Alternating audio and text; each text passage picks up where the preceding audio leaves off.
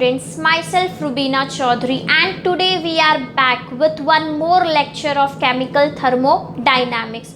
So student, so far we have completed with internal energy, what is enthalpy, enthalpy of fusion, enthalpy of combustion. Now student, we are going to move on the another part of a chemical thermodynamic, and that is known as a thermochemistry. Now it is somehow a separate branch of a chemical thermodynamic. So what does a thermochemistry means, or what does a thermochemistry talk about, that we are going to see student in today's lecture. And along with that student, we are going to see endothermic reaction and exothermic reaction in today's lecture as well. So student, welcome, and now we are going to start with thermochemistry. So student, whenever we are talking about thermochemistry,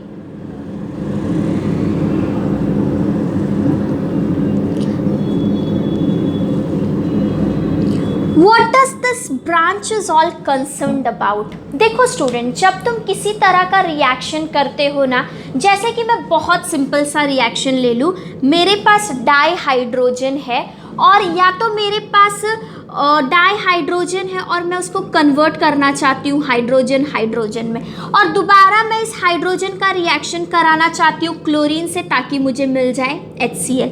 इस तरह से हम कोई भी reaction अगर perform करते हैं students, तो रिएक्शन को परफॉर्म करते वक्त दो चीज़ें बहुत इम्पॉर्टेंट होती है। एक, अगर मुझे कोई रिएक्शन करना है तो मुझे उन रिएक्टेंट के बीच में से पुराना बॉन्ड तोड़ना पड़ेगा।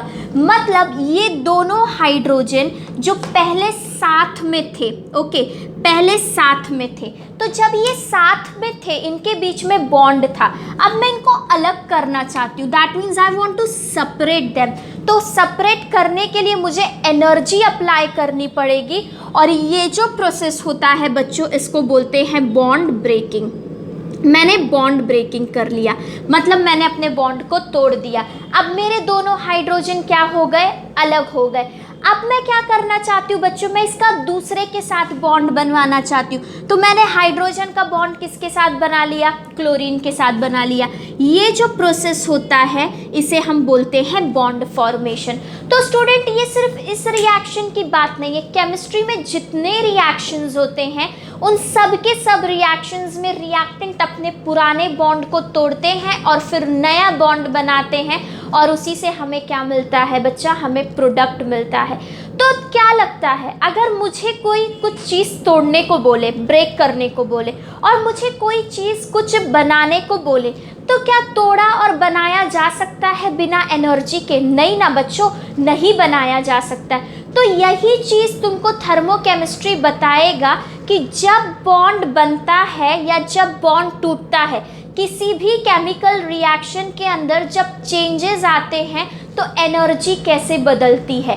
वो एनर्जी या तो तुम्हारा सिस्टम ले रहा होगा या तो वो एनर्जी तुम्हारा सिस्टम दे रहा होगा। तो this is what thermochemistry is going to talk about. So thermochemistry will show us chemical changes और फिजिकल चेंजेस टेकिंग प्लेस।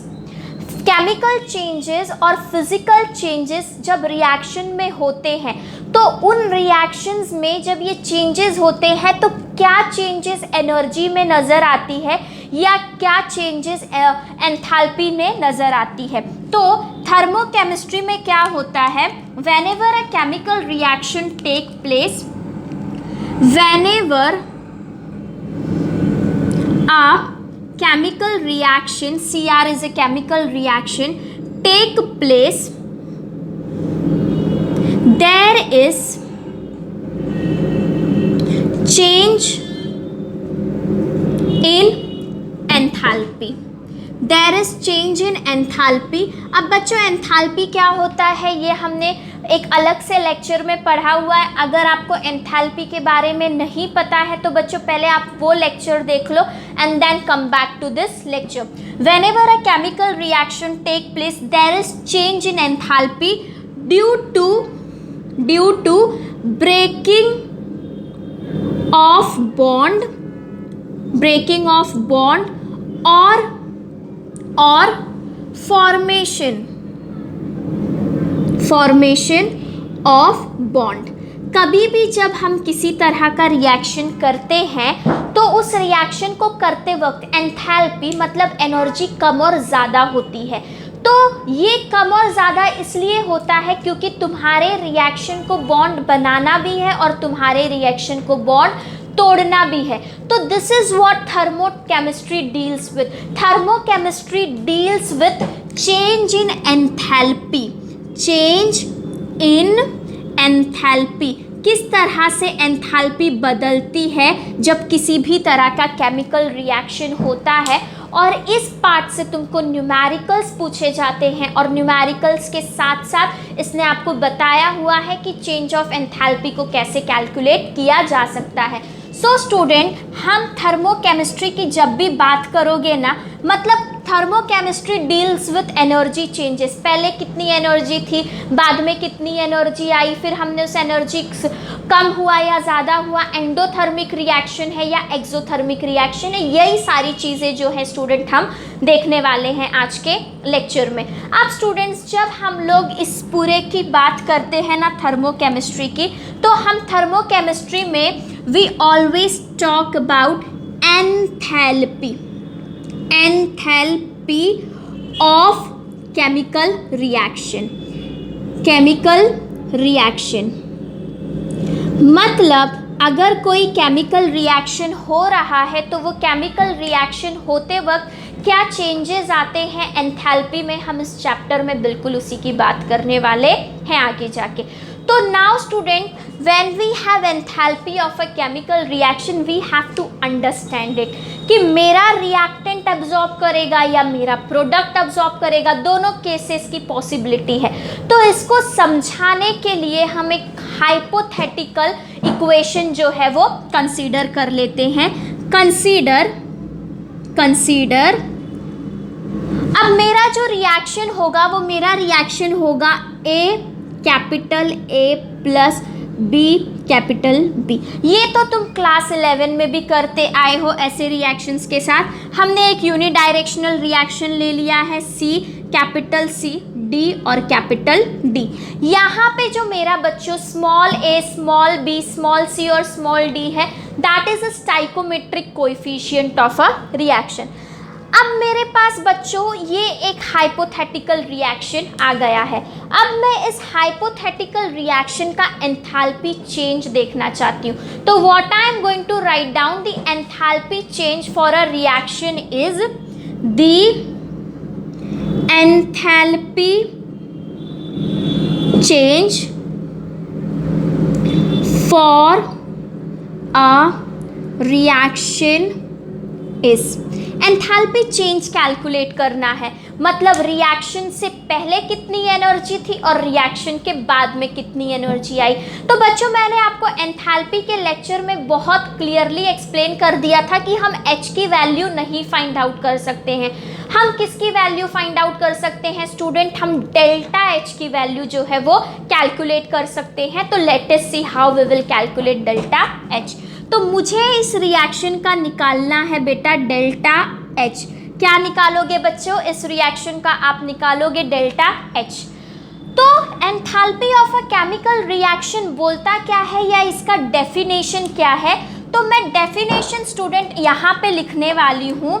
मैं enthalpy of chemical reaction, this is my enthalpy of chemical reaction and I am going to write down the definition of enthalpy of chemical reaction, but later on लिखते हैं, पहले समझ लेते हैं वो क्या बोलता है।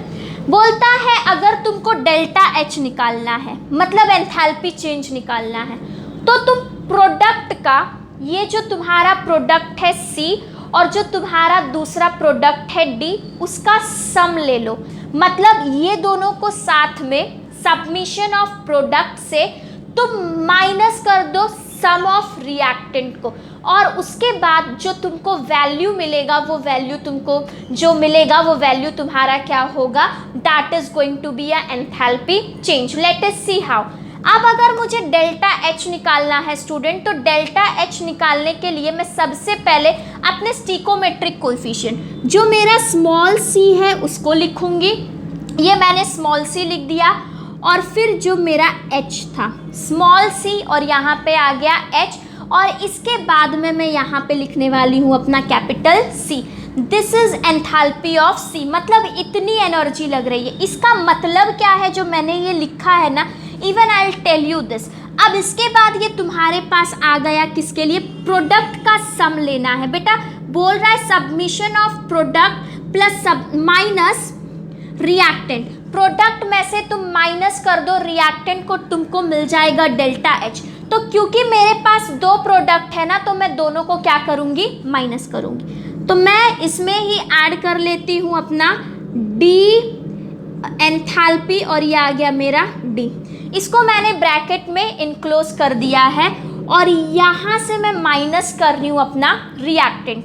जब मैं अपने रिएक्टेंट को माइनस करूँगी तो this is my A, this is my capital, फिर this is my capital H और ये A, plus small B H और बी। ओके स्टूडेंट, कुछ इस तरह से एंथैल्पी चेंज को कैलकुलेट किया जा सकता है।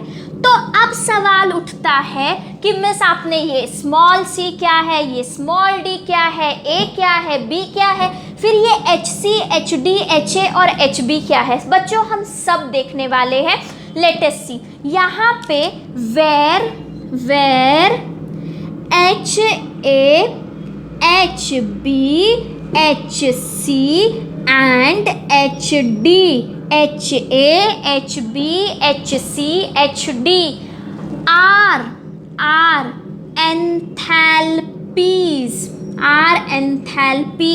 of A, B, C and D, are enthalpies of A, B, C and D। ये हमारे पास आ गया एंथैल्पी। अब बच्चों ये तुमने लिख लिया कि H A, H B, H C और एच डी क्या होता है। अब आगे जाके तुम बोलोगे अभी भी नहीं समझ में आया, हो सकता है नहीं समझा होगा, then we will take it. तुमको किस तरह से कैलकुलेट करना है इसका हम दोबारा से आगे जाके यहाँ पे एक एग्जाम्पल लेंगे, बट मीनवाइल अब बच्चों जब तुमने ये लिख लिया ना, तो आगे you can write down therefore तुम्हारे पास एक फॉर्मूला आता है डेल्टा एच को कैलकुलेट करने का। Delta H is equals to submission of enthalpy of product. तुम प्रोडक्ट के एंथैल्पी को माइनस कर दो तुम रिएक्टेंट के एंथैल्पी से, और तुमको जो मिलेगा वो तुम्हारा आ जाएगा डेल्टा एच की वैल्यू। बहुत सारे डाउट हो सकते हैं तुम्हारे माइंड में, एच ए क्या है, H B, H C, H D क्या है, फिर A B C D small वाला क्या है, इनकी वैल्यूज़ कहाँ से मिलेंगी। इसके ऊपर हम आगे जाके एक छोटा सा न्यूमेरिकल सॉल्व करेंगे, और तुम्हारे जितने भी डाउट है स्टूडेंट, हर एक डाउट जो है तुम्हारा वो क्लियर हो जाएगा इसी लेक्चर में। बट पहले हम इसका डेफिनेशन लिख लेते हैं। बच्चों डेफिनेशन तो तुमको इसी से डिराइव करना। उसने क्या बोला है कि डेल्टा एच निकालना है, मतलब चेंज इन एंथैल्पी निकालना है। तो चेंज ऑफ एंथैल्पी निकालने के लिए मैं प्रोडक्ट के सम से माइनस कर रही हूँ रिएक्टेंट के सम को। लेकिन ये करते वक्त ना मैं अपने इक्वेशन को बैलेंस रखूंगी, मैं इन बैलेंस इक्वेशन के साथ नहीं निकाल सकती हूँ। तो let us write down student a definition of a enthalpy of a chemical reaction. तो तुम्हारा डेफिनेशन होगा the enthalpy of chemical reaction is the difference between the sum of enthalpy of product, sum of enthalpy of product and reactant, और उसके साथ साथ में हम reactant के एंथैल्पी का निकालेंगे। बट स्टूडेंट यहाँ पे एक चीज़ याद रखनी है कि तुम्हारा सब कुछ फिजिकल स्टेट अगर गैस में है तो गैस में हो रहा, लिक्विड में है, हमें मतलब अपनी रिएक्शन के स्टेट को भी ध्यान रखना है कि मेरा रिएक्शन सॉलिड स्टेट में है कि मेरा रिएक्शन गैसियस स्टेट में है या मेरा रिएक्शन लिक्विड स्टेट में। जैसे कि for now I am writing down कि मेरे सारे के सारे जो रिएक्टेंट है वो गैसियस स्टेट में। बच्चा अभी तक मैंने जो डेफिनेशन का लाइन लिखा है ना, उस लाइन में क्या बोल रही हूँ मैं, किसी भी केमिकल रिएक्शन का एंथैल्पी निकालना है। The enthalpy change of a chemical reaction is product का सम माइनस रिएक्टेंट का सम, बस इतना ही लिखा है। अब मैं क्या लिखने वाली हूँ फिर मैं यहाँ पे क्या लिखने वाली हूँ, विथ एवरी सब्सटेंस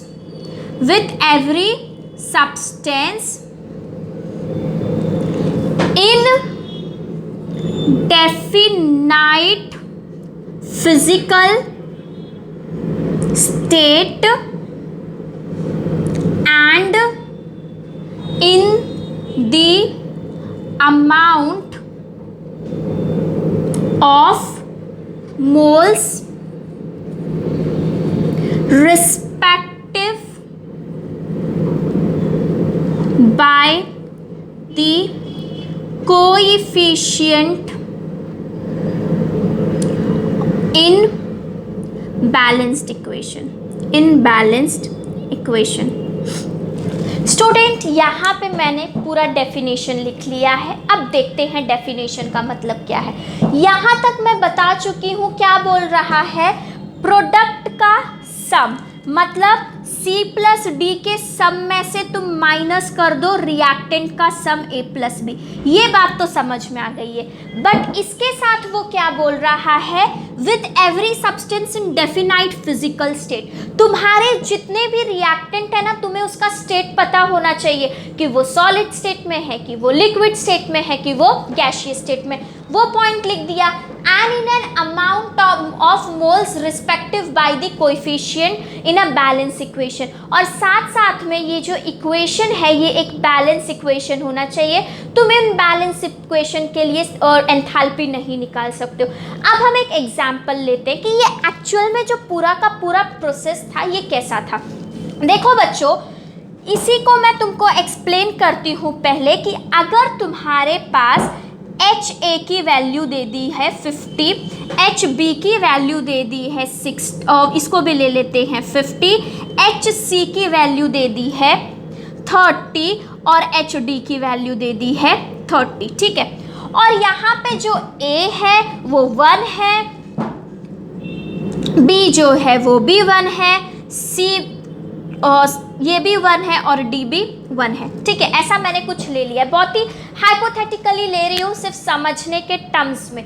न्यूमेरिकल में वो तुझे HA की वैल्यू देगा, वो तुझे HB की वैल्यू देगा, HC की देगा, कोई एक वैल्यू शायद ना दे या कोई चारों वैल्यू दे दे और डेल्टा H निकालने बोले। अब मैंने जो यहाँ पे लिखा है ना बच्चा, मैं उसी का तुम्हें डेल्टा H निकालने बोल रही हूँ। I am telling you to write down delta H।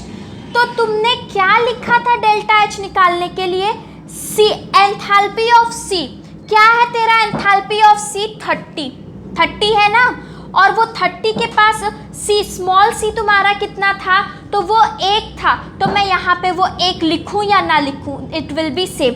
फिर तुमने एंथैल्पी ऑफ D लिखी, कितना आ गया 30, और उसमें से तुम किसको माइनस करोगे, 50 माइनस 50 आ गया।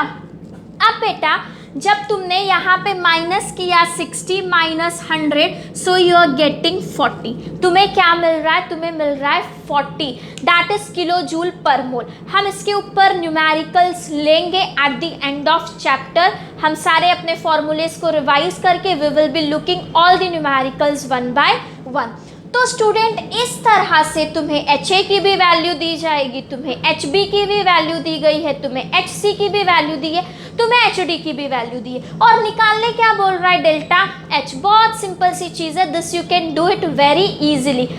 अब यहाँ से तुमने डेल्टा H की वैल्यू निकाल ली, माइनस आया तो इसका मतलब क्या होता है, प्रोडक्ट आया तो इसका मतलब क्या होता है, एंडोथर्मिक रिएक्शन कैसा होगा और एक्सोथर्मिक रिएक्शन कैसा होगा, that also we are going to see in this lecture only. हम एंडोथर्मिक और एक्सोथर्मिक की भी बात कर लेंगे, बट इससे पहले मैं थोड़ा सा केमिकल रिएक्शन के टर्म्स में भी तुमको ये चीज़ एक्सप्लेन करना चाहती हूँ, so that's why we will take an another example.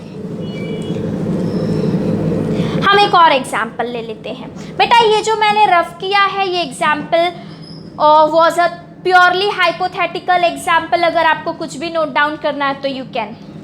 अब स्टूडेंट्स आगे देखो, मैं एक बहुत सिंपल सा रिएक्शन ले रही हूँ H2 प्लस I2।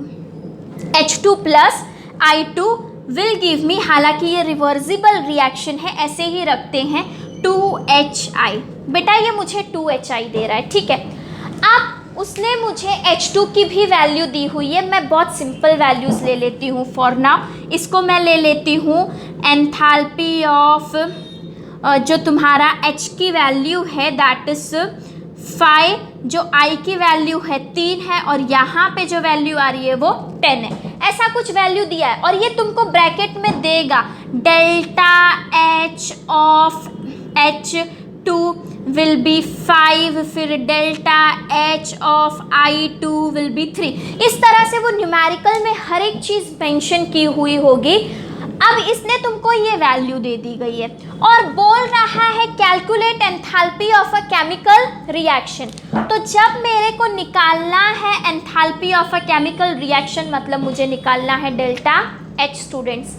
तो डेल्टा H का फॉर्मूला जो सबसे इम्पॉर्टेंट फॉर्मूला है वो फॉर्मूला तुम्हारा ये रहा।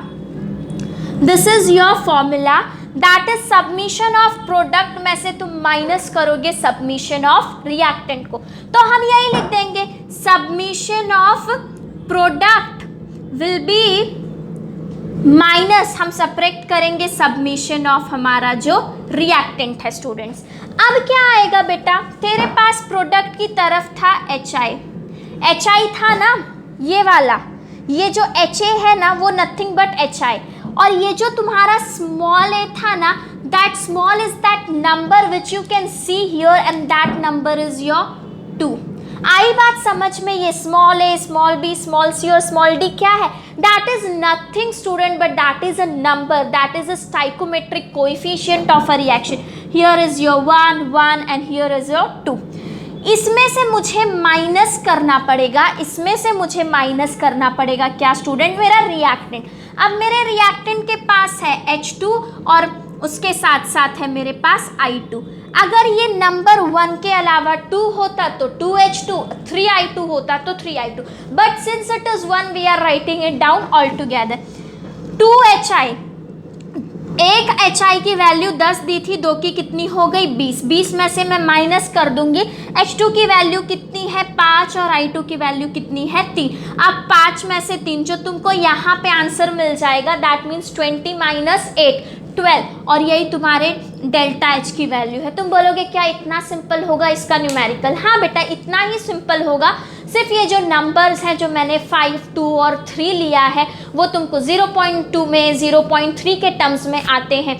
कभी वो डेल्टा H, कभी वो मेरे को ये 12 दे सकता है, ठीक है, कभी वो क्या करेगा मुझे ये 12 दे देगा और इसकी वैल्यू नहीं पता होगी। तो तुम्हें पता है अगर कोई 4 चीज़ों में से 3 की वैल्यू पता है तो मैं चौथे की डायरेक्टली फाइंड आउट कर सकती हूँ, तो that is also very a simple part. So student this is thermochemistry.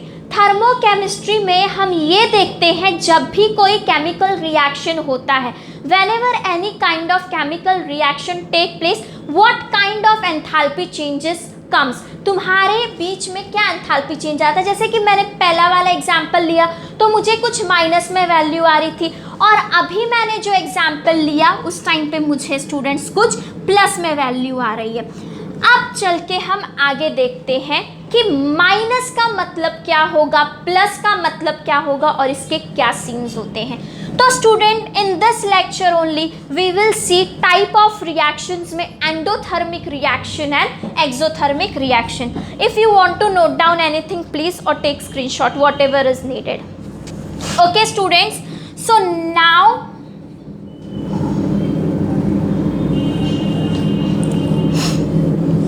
now we are going to talk about two type of reaction. ये तुम्हारे पास डेफिनेशन है और डेफिनेशन के पास मैं दोबारा से अपना फॉर्मूला लिख रही हूँ। Delta H that is change in enthalpy is equal to submission of enthalpy of product minus submission of enthalpy of reactant. तुम प्रोडक्ट में से रिएक्टेंट को माइनस करो और ये तुम्हारा हो गया केमिकल रिएक्शन का formula, that is product minus reactant. Student don't get confuse, change in chemical reaction में प्रोडक्ट माइनस रिएक्टेंट होता है, आगे जाके कुछ चेंजेस भी देखने को मिल सकते हैं। चेंज इन एंथैल्पी के लिए product minus reactant. Now student we will see if positive value, जो मेरे पहले केस में नेगेटिव आ रहा था -4 जैसा कुछ और बाद में +12 आया, तो इससे क्या समझ में आना चाहिए और क्या हो सकता है। नेचर में दो तरह के रिएक्शंस होते हैं। There are two types of reaction taking place in a nature. पहला रिएक्शन होता है एंडोथर्मिक। Okay students, endothermic. और जो दूसरा रिएक्शन होता है उसको हम बोलते हैं exothermic, that is your exothermic. तो what is endothermic reaction and what is exothermic reaction? देखो, endo is a word which tell us about in और thermic is standing for heat. Exo जो है इट स्टैंड्स फॉर आउट। कोई भी ऐसा reaction जिसमें heat absorb होता है उसे हम एंडोथर्मिक रिएक्शन बोलते हैं। Any reaction where heat is absorbed by the system, तुम्हारा जो सिस्टम है वो हीट को एब्जॉर्ब कर रहा है, तो उसको हम एंडोथर्मिक रिएक्शन बोलते हैं। एनी रिएक्शन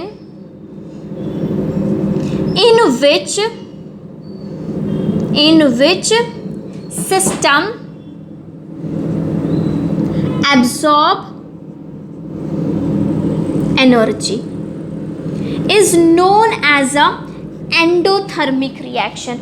तो इसका उल्टा एक्सोथर्मिक रिएक्शन क्या होता है? किसी भी रिएक्शन में से अगर एनर्जी सिस्टम से बाहर जा रही है, मतलब मैं सिस्टम हूँ और मैं काम कर रही हूँ, तो जब मैं काम कर रही हूँ तो मेरी एनर्जी बाहर जा रही है, तो जब मेरी एनर्जी कम हो रही है that means right now I am doing an exothermic reaction. Exothermic reaction में स्टूडेंट एनर्जी रिलीज होती है, एनर्जी रिलीज होती है।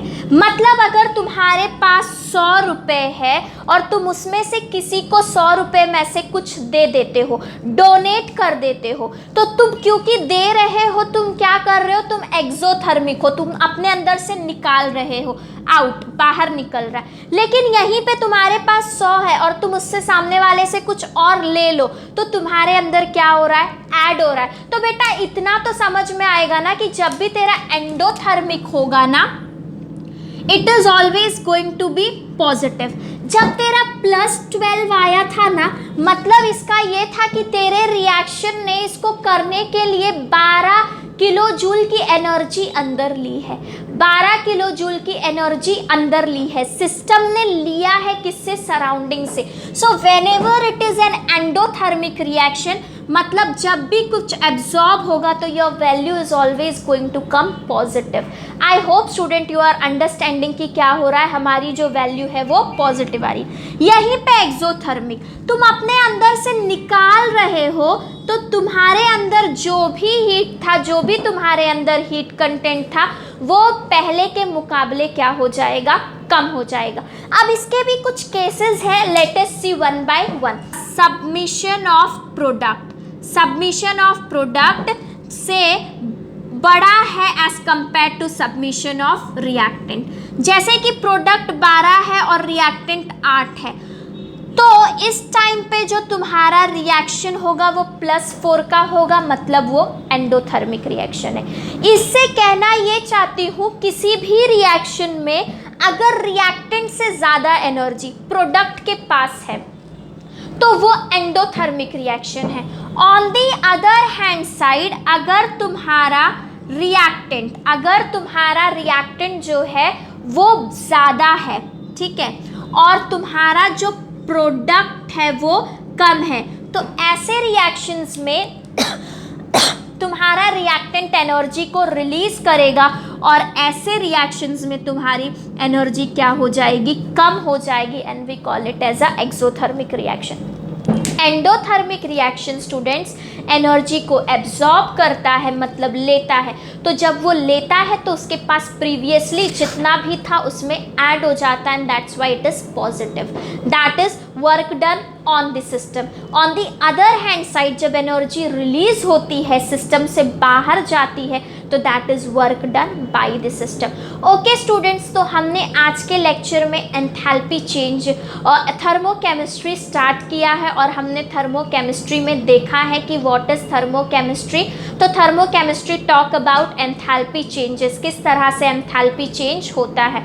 फिर हमने आगे जाके बात करी है स्टूडेंट्स की किस तरह से heat of a chemical reaction को या enthalpy of a chemical reaction को कैलकुलेट किया जा सकता है। तो सबमिशन ऑफ प्रोडक्ट में से माइनस कर दोगे सबमिशन ऑफ रिएक्टेंट, तुमको डेल्टा एच मिल जाएगा, और ये तुम्हारा आ गया enthalpy of a chemical reaction का definition.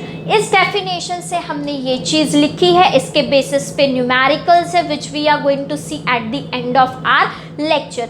And now student, we have talked about a type of a reaction which is known as a endothermic reaction, जहाँ पे एनर्जी एब्जॉर्ब होती है, और दूसरा है तुम्हारा एक्सोथर्मिक रिएक्शन जहाँ पे एनर्जी जो है वो रिलीज होती है। That's all students for today, and keep watching my lecture. Thank you students for watching my lecture.